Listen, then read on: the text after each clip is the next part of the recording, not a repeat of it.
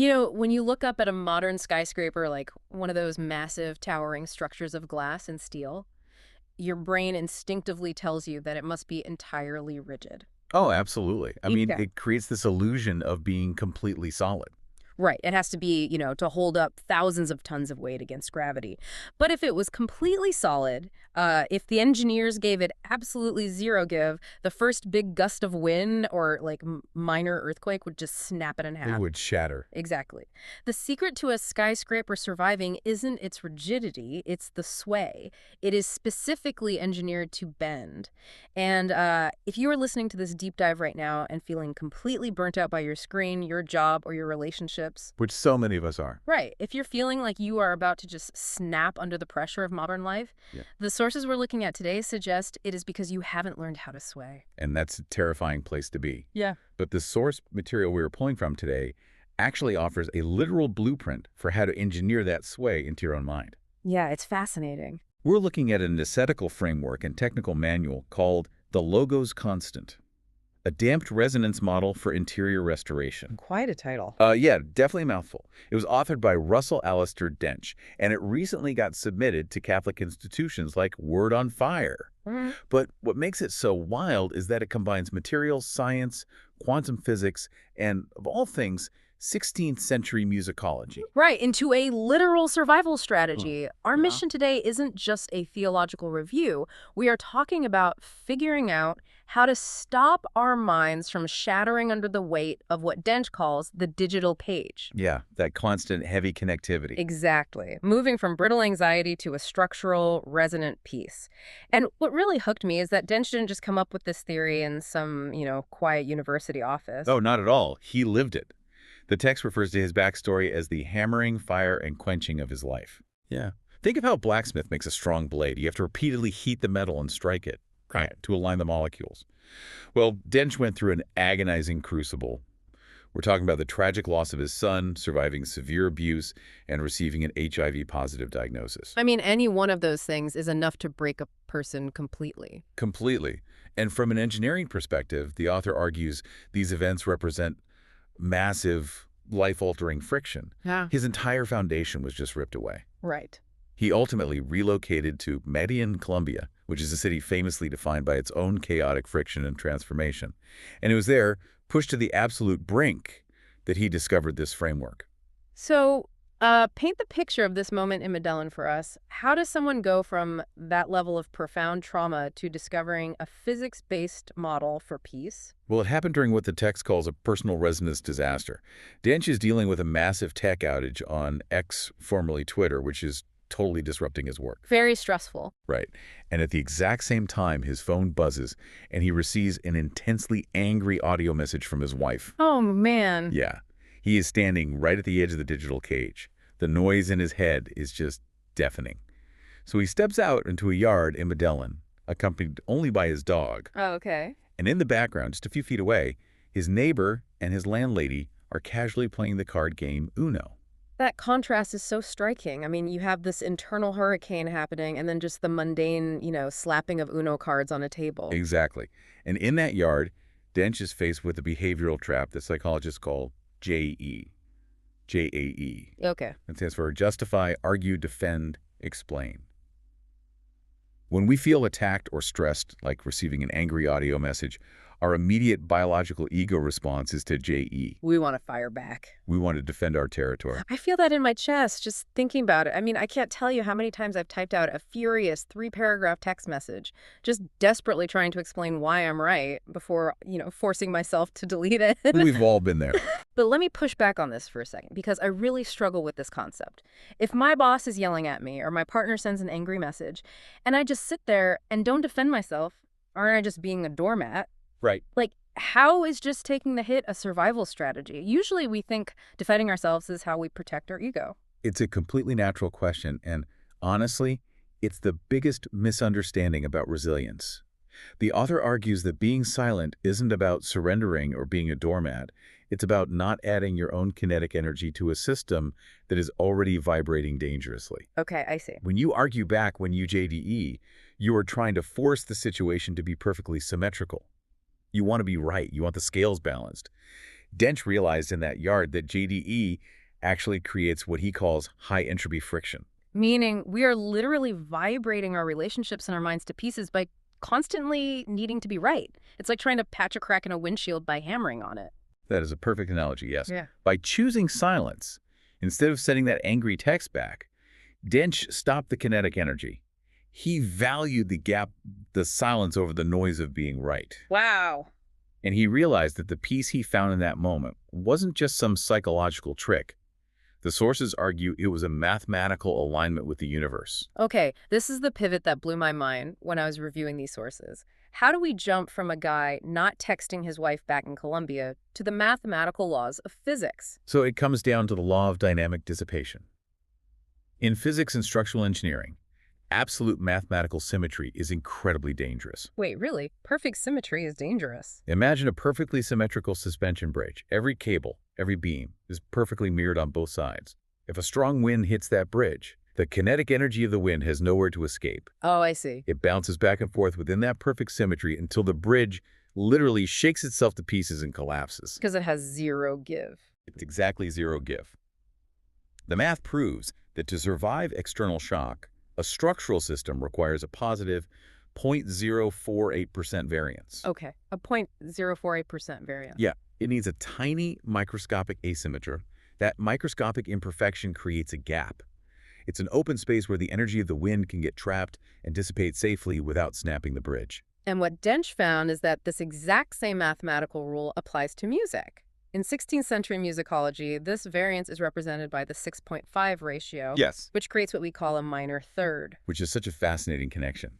Dench studied under a musicologist named Dr. Garden, focusing on Renaissance effect. Right. In music, if you follow perfect mathematical ratios, you get a single, flat, robotic tone. But a 6.5 ratio creates two sound waves that almost line up, but don't quite match. They intentionally miss each other. Exactly. They miss each other by a fraction. Yep. And that slight mismatch creates a physical vibration in the air, a slow infrasonic shimmer. You can actually feel the wobble of the sound waves in your chest. That is so cool. And Dench coined a term for this intentional structural imperfection. He called it DIRT, spelled D-E-R-T. Dirt, the intentional wobble. I love that so much because think about how we live our lives every single day. We spend all of our energy trying to polish the mirror. Oh, constantly. We want the flawless career, the perfectly symmetrical marriage, the Instagram grid that proves our life has zero entropy. We treat any deviation from the plan as an absolute catastrophe. We do. We view perfection as the ultimate goal, when physics tells us that perfection is actually a rigid failure state. Right. A perfectly symmetrical life cannot handle the wind. Yeah. It cannot handle the inevitable earthquake of a bad medical diagnosis or a lost job. Wait, so what does this all mean for us practically? Are you saying that perfection is actually a failure state and we should just accept the mess? The author is saying perfection is a rigid digital cage. The dirt, the imperfection of a messy kitchen or dog hair on the couch, or a misunderstanding with your spouse, that is where grace actually enters. Wow. Perfection shuts the system down. The dirt keeps it open. But knowing that we need imperfection intellectually is one thing. How do we actually physically engineer our bodies and minds to accept it when our ego wants to fight back? Well, Dench maps this out by translating classical Catholic spirituality into an ascetical technology. Ascetical technology? Yeah, he basically treats the soul like material science, breaking it into 3 phases of restoration. Phase 1 is the purgative way, which is simply identifying the static. The heavy armor of the ego. Exactly. It's that moment you realize you're caught in the JD trap and your heart is racing. Okay, so you identify the static. Then what?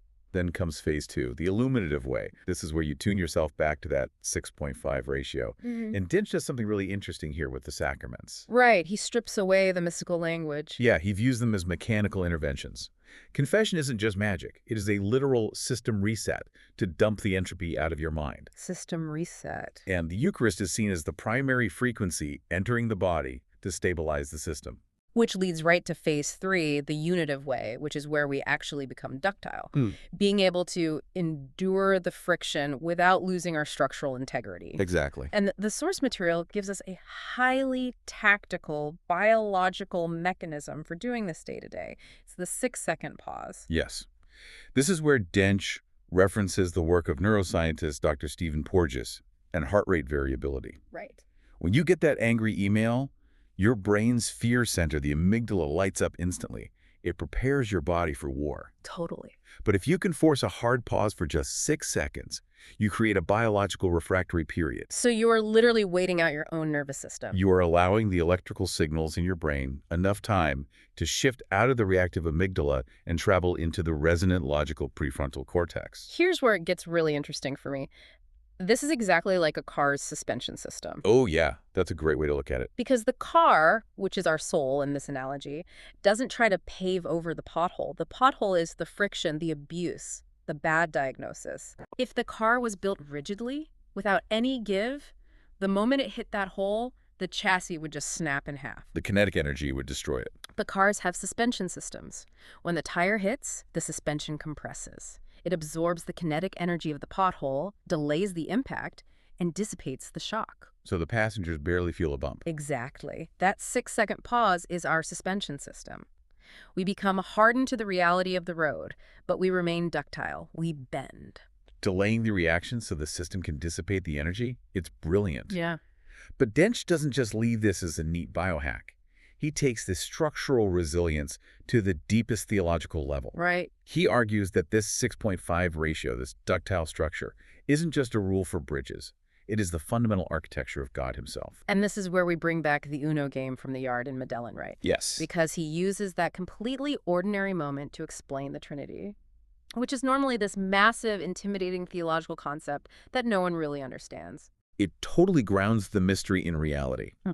So imagine you are watching that game of Uno. To play, you first need the rules of the deck. The firm ground. Right. You need an objective standard of the 6.5 math. In the Trinity, that is the Father, the architect. But a rule book sitting on a table doesn't do anything on its own. Exactly. Just rigid theory. So you have the Son, the practitioner. Okay. This is the one actually holding the cards, sitting at the table as a player, stepping into the friction and the messy uncertainty of the game. And finally, you have the Holy Spirit, the resonance. Yes. That is the laughter, the flow, the dynamic relationships connecting the rules to the players. That completely demystifies it. But it also points out something huge. If God is sitting at a folding table playing Uno with us, that completely crushes an ancient idea about spirituality, what the old world called Gnosticism. Gnosticism is this concept that just refuses to die. It basically argues that the physical body, the material world, the messy kitchen, all of it is a corrupt trap. Gnostics believe that true spirituality only happens in pure, disembodied silence, and that Jesus was basically a perfect, clean ghost. Meaning he had zero friction, zero dirt. But according to Dench's physics, a ghost fails the structural test. A ghost doesn't have friction. A ghost cannot be ductile because it has no material to bend. So Dench's physics demands that Jesus be fully physically human. Exactly. If he didn't have a nervous system that could experience the JD trap, he couldn't absorb the static of the world. Which fundamentally reframes how we look at the crucifixion. The source text describes the cross not just as a religious event, but as a physical resonance disaster. It was the ultimate grinding chord of dissonance. Jesus absorbed the absolute maximum static of the universe, and he did it without his ego shattering. He was the ultimate ductile human. He held that biological tension, that massive suspension of pain for 3 days. He didn't JDE. He held the vibration until it achieved phasal resolution. What theology calls the resurrection. So if we connect this to the bigger picture, Jesus didn't come to rescue us out of the messy kitchen. He didn't come to take us away from the Uno game. He came to sit at the table and play the game. The dirt is actually the point. That's exactly the point. God's omnipresence isn't some statue watching us. It's the acoustic space that holds the atoms of that messy kitchen together. That reframes everything for me. But it leads to a huge question. If this logos constant perfectly tunes an individual and it maps the nature of God, what happens when society as a whole loses this frequency? Yeah. What happens when an entire culture loses its 0.048% variance? Well, Dench addresses this by looking at the concept of the end times. Okay. And he completely strips away the Hollywood calendar event imagery of fire and brimstone. He views the end times as a physics equation, a cumulative resonance limit. A cumulative resonance limit. Yeah. Look at the world right now. As a society, we are losing our variance. We are becoming deeply rigid, wildly tribal, and totally trapped in our digital cages. We are building a massive societal tower of heavy armor that simply cannot dissipate stress anymore. We are jading on a global scale. We spend all day arguing, defending, and canceling each other. We are trying to force a perfect symmetry. And the whole system is vibrating dangerously. It is becoming brittle. So in this framework, the second coming isn't an angry God destroying the earth. It is an emergency restoration. Precisely. It is a global frequency shift where the Father, Son, and Spirit re-engage the field to stop the system from destroying itself. And how you experience that shift depends entirely on your structural state. If you are rigid, if you have built your ego out of heavy armor, that frequency shift will feel like a shattering disaster. Your wind will snap you. But if you are ductile, if you have practiced that 6-second pause and accept the dirt, it will feel like finally being perfectly in tune. Wow. And Dench's own journey serves as the ultimate model for this, right? The conclusion of his journey is so poignant. He submitted this manual to publishers on April Fool's Day, right on the eve of Holy Week. Yes, he did it in an act of what theologians call kenosis, a total emptying. He didn't hide his trauma. He took all of the shattered glass of his abuse, his lost son, and his HIV diagnosis, and he turned it into a stained glass window, a golden bridge for other people. And now he practices this profound, active waiting. He refuses to JD his own work.